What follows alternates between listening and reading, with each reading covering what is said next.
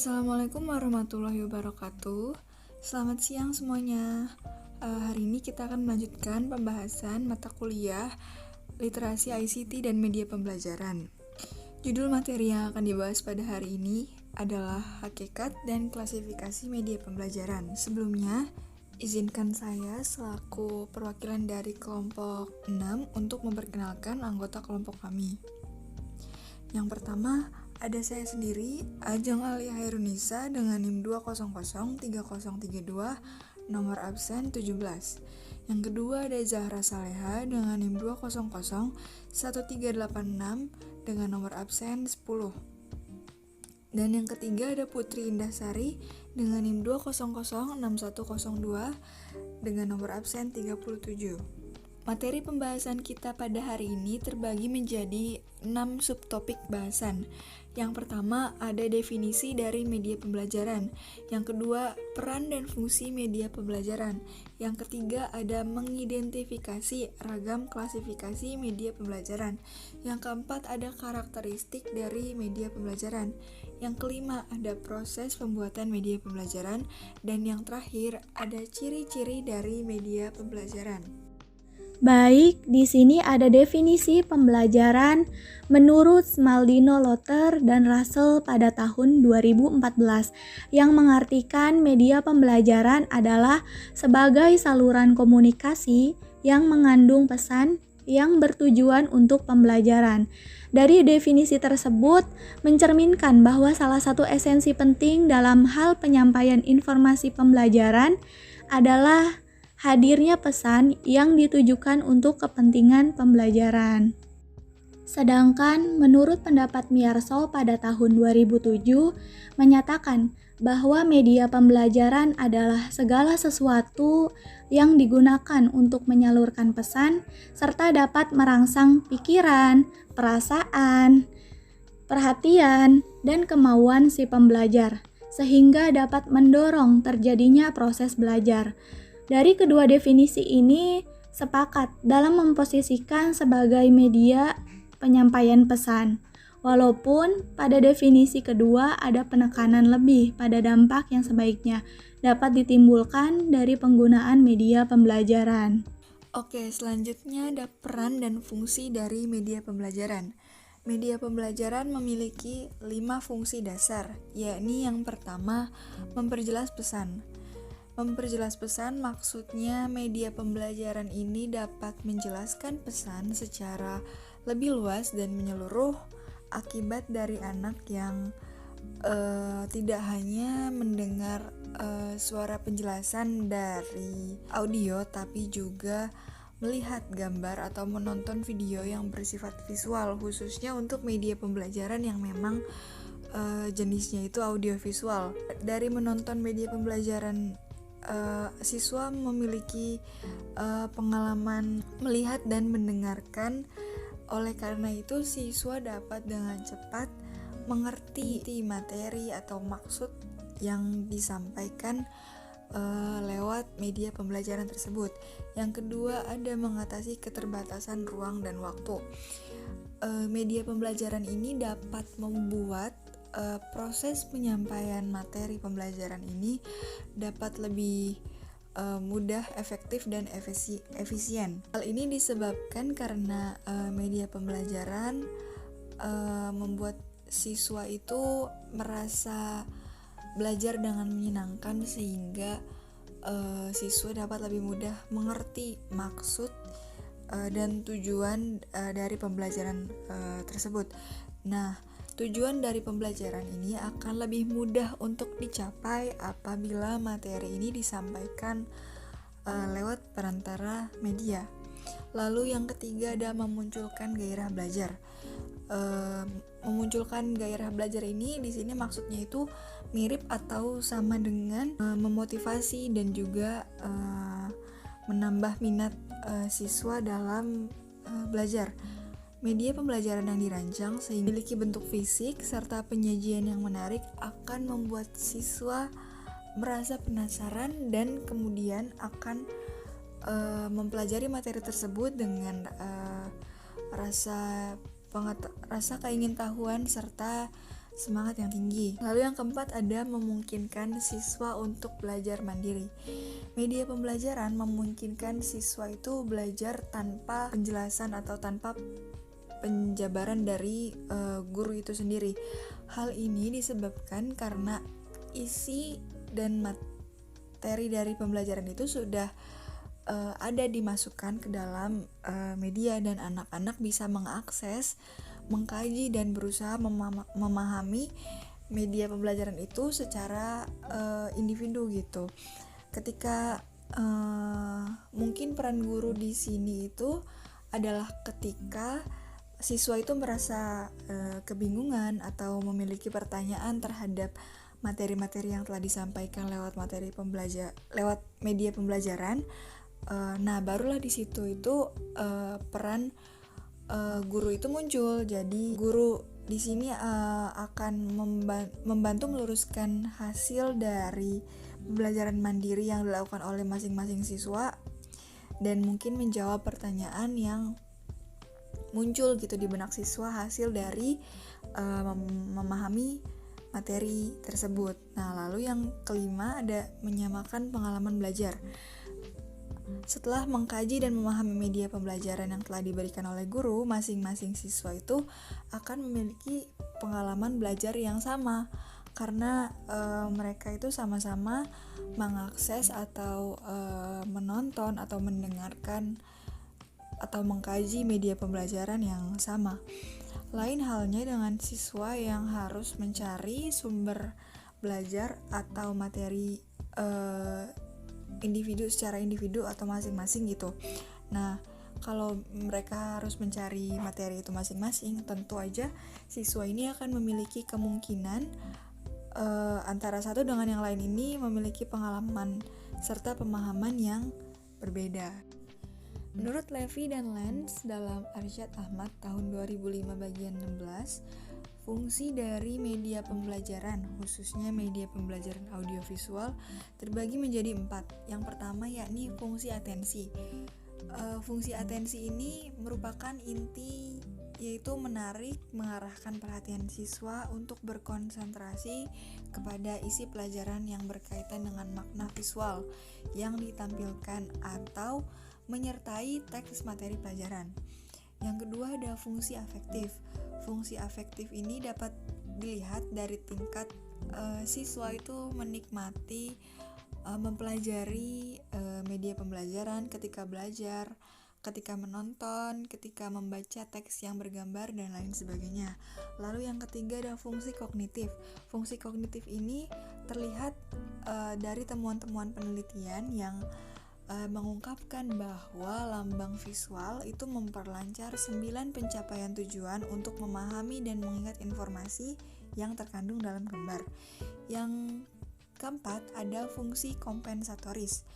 Fungsi kompensatoris ini dapat terlihat dari hasil penelitian bahwa media visual memberikan konteks untuk memahami teks, bantu siswa yang lemah dalam membaca dan mengorganisasikan informasi dalam teks, lalu kemudian mengingatnya.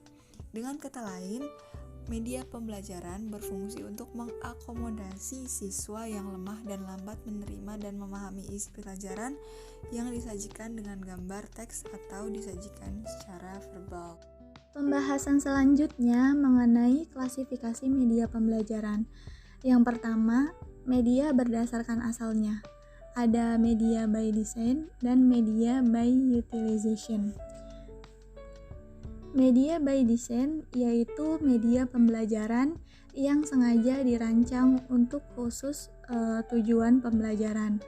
Kemudian, media by utilization adalah media pembelajaran yang bukan dirancang untuk tujuan pembelajaran, namun sudah tersedia dan dapat dimanfaatkan untuk keperluan pembelajaran.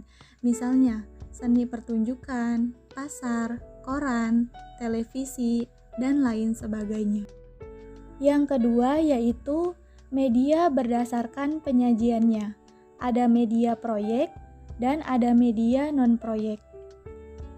Media proyek adalah metode pembelajaran yang menggunakan proyek atau kegiatan sebagai media. Peserta didik melakukan eksplorasi, penilaian, interpretasi, sintesis, dan informasi untuk menghasilkan berbagai bentuk hasil belajar. Sedangkan media non-proyek merupakan media yang sering digunakan dalam proses belajar mengajar, baik yang berkarakter 2 dimensi maupun 3 dimensi. Yang ketiga yaitu media berdasarkan pola penggunaannya. Ada media teaching aid dan ada media instruksional. Pada media teaching aid dapat diartikan sebagai alat bantu pembelajaran atau alat untuk membantu guru dalam memperjelas materi melalui pesan yang akan disampaikan.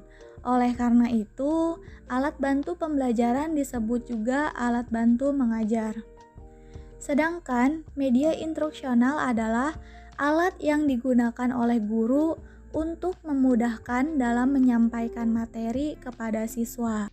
Yang keempat, ada media berdasarkan bentuk simbol yang digunakan. Yang pertama, ada media visual atau grafis. Media grafis adalah media visual yang menyajikan fakta, ide atau gagasan melalui penyajian kata-kata, kalimat angka-angka, dan simbol atau gambar. Grafis biasanya digunakan untuk menarik perhatian, memperjelas sajian ide, dan mengilustrasikan fakta-fakta sehingga menarik dan diingat orang. Kemudian ada media audio. Media audio adalah media untuk menyampaikan pesan yang akan disampaikan dalam bentuk lambang-lambang auditif, baik verbal maupun nonverbal. Selanjutnya ada media audiovisual. Media ini adalah yang mempunyai unsur suara dan unsur gambar. Jenis media ini mempunyai kemampuan yang lebih baik karena meliputi kedua jenis media auditif, yaitu mendengar dan visual, yaitu melihat. Selanjutnya ada media video atau motion picture, yang merupakan jenis media yang mampu menayangkan gambar bergerak yang terintegrasi dengan unsur suara. Contohnya pada jenis media ini yaitu ada media film dan media video. Dan yang kelima yaitu media berdasarkan salurannya. Yang pertama ada media sederhana. Media sederhana adalah media yang bahannya murah dan mudah diperoleh serta pembuatannya dapat dilakukan oleh guru. Bahan media pembelajaran sederhana dapat diperoleh di sekitar sekolah. Melalui barang-barang yang tidak terpakai dapat dijadikan bahan media sederhana. Selanjutnya ada media cetak. Media cetak adalah suatu media yang statis dan mengutamakan pesan-pesan visual. Media ini terdiri dari lembaran dengan sejumlah kata, gambar, atau foto dalam tata warna dan halaman putih. Selanjutnya ada media radio. Media radio adalah salah satu jenis media massa satu arah yang berperan untuk menyampaikan pesan berupa berita, informasi, dan hiburan kepada masyarakat dengan jangkauan luas. Media radio ini telah menjalani proses perkembangan yang cukup lama sebelum menjadi media komunikasi massa seperti saat ini. Selanjutnya ada media televisi. Media televisi adalah sebuah media untuk sarana menghibur diri di saat kita lagi ada masalah atau lagi penat, karena acara yang ada di media televisi banyak acara hiburan seperti komedi, musik, dan lain-lain. Selanjutnya, media televisi adalah sebuah media untuk sarana menghibur diri di saat kita lagi ada masalah atau lagi penat, karena acara yang ada di media televisi banyak acara hiburan seperti komedi, musik, dan lain-lain. Televisi saat ini telah menjadi bagian tidak terpisahkan dari kehidupan. Karakteristik media pembelajaran. Media pembelajaran terbagi menjadi 5 kelompok. Kelompok yang pertama ada media audio. adalah sarana yang digunakan oleh seorang guru dalam menyampaikan pesan atau sekumpulan materi melalui suara atau bunyi. Karakteristik media audio ini yaitu pertama, mengatasi keterbatasan ruang dan waktu, mudah dipindahkan dan jangkauannya jauh serta luas. Yang kedua, informasi atau pesan dapat direkam dan diputar secara bebas. Yang ketiga, dapat mengembangkan daya imajinasi dan merangsang partisipasi aktif siswa. Dan yang keempat, mengatasi permasalahan mengenai kekurangannya guru. Kelompok yang kedua yaitu media visual.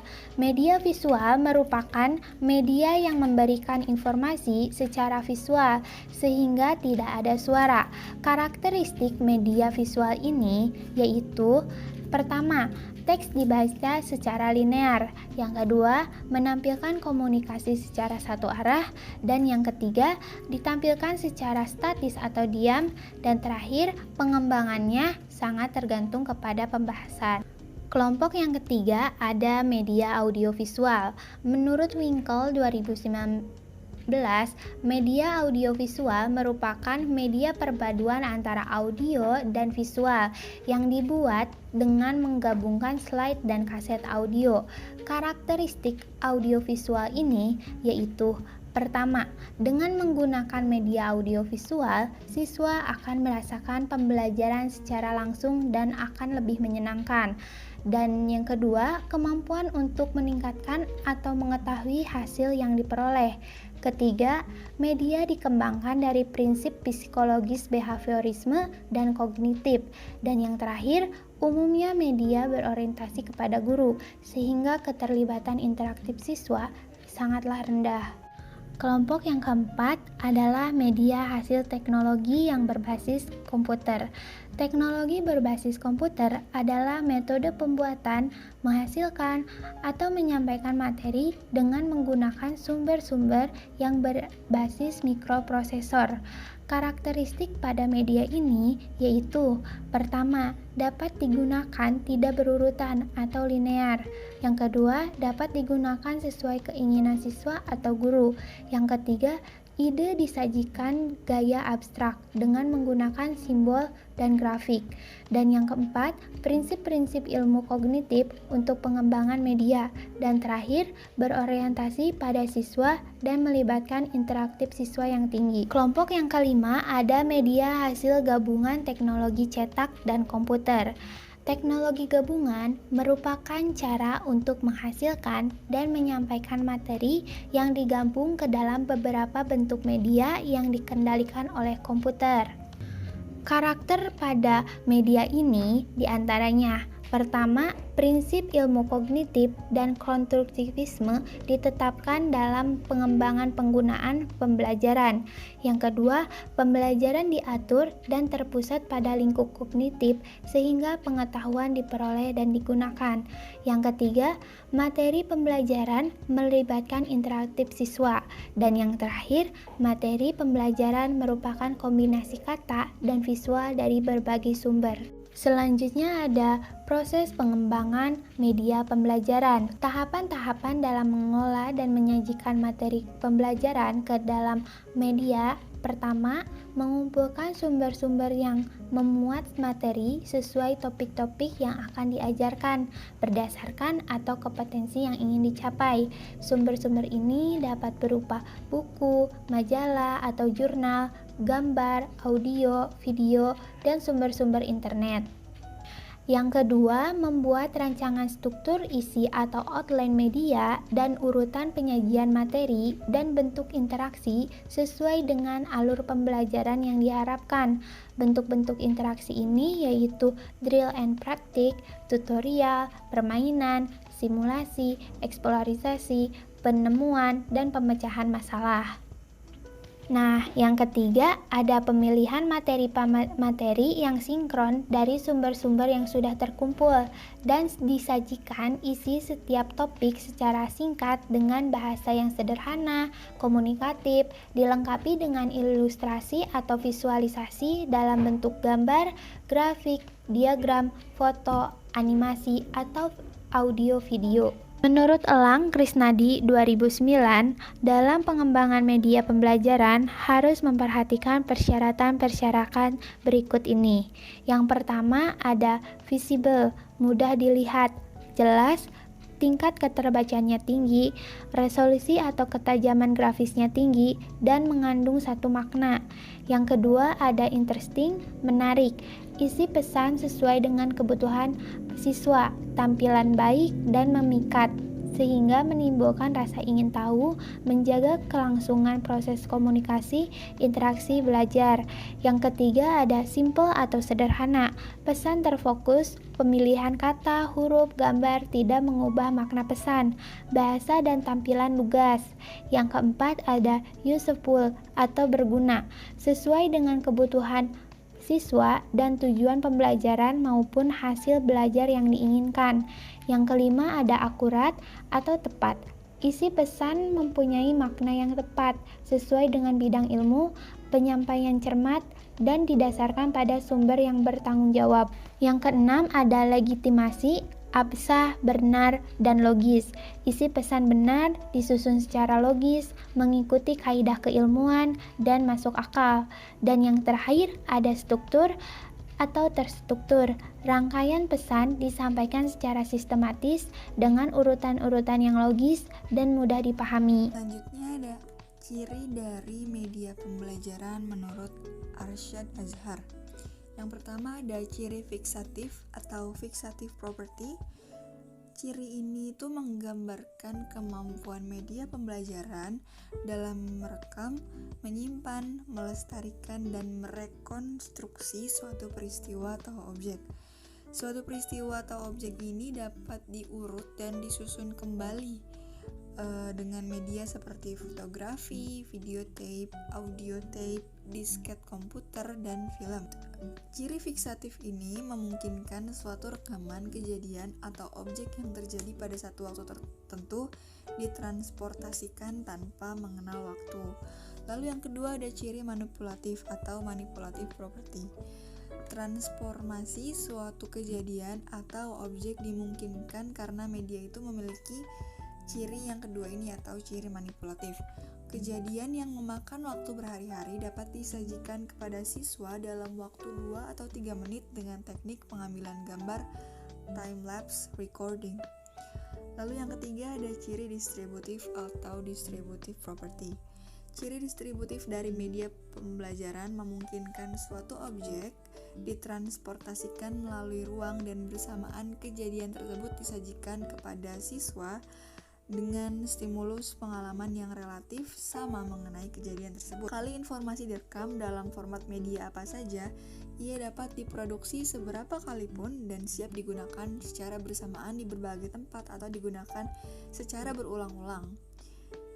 Lalu yang keempat ada berbentuk hardware atau software. Suatu media pembelajaran ini merupakan suatu benda yang dapat dilihat, didengar, atau diraba dengan panca indera. Itu adalah media pembelajaran berbentuk hardware. Dan media pembelajaran dalam bentuk software itu maksudnya memiliki kandungan pesan yang terdapat di dalam perangkat keras yang merupakan isi materi yang akan disampaikan kepada siswa. Lalu yang kelima adalah mampu digunakan baik secara massal, kelompok besar, kelompok kecil maupun secara perorangan. Misalnya itu dalam bentuk radio atau televisi dapat digunakan kelompok besar dan kelompok kecil, dalam bentuk film, slide, video, OHP, atau secara perorangan bisa menggunakan modul, komputer, radio, tape, atau video recorder.